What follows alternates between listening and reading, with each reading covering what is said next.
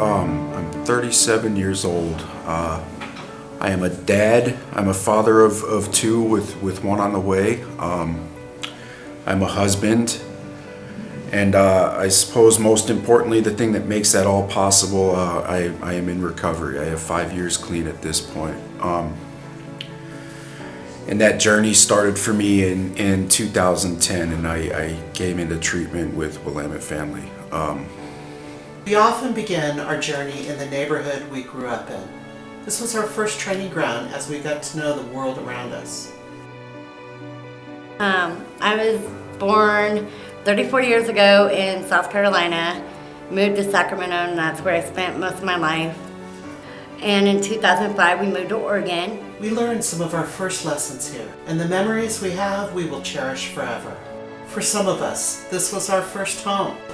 In high school, I was able to make connections and make some friendships with other people that felt the same way and that used drugs and alcohol as a coping mechanism.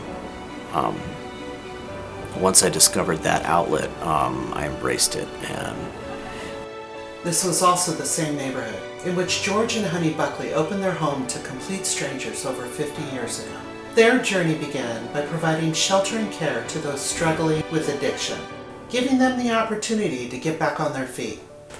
I went in, I think the 16th of January for my assessment, drug and alcohol assessment, and got my bed the very next morning at Cheshire.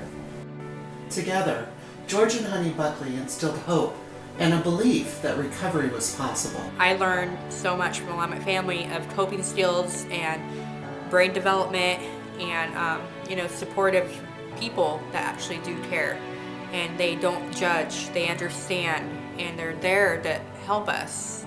Met some great people and some great counselors and worked through maybe why I started using to begin with.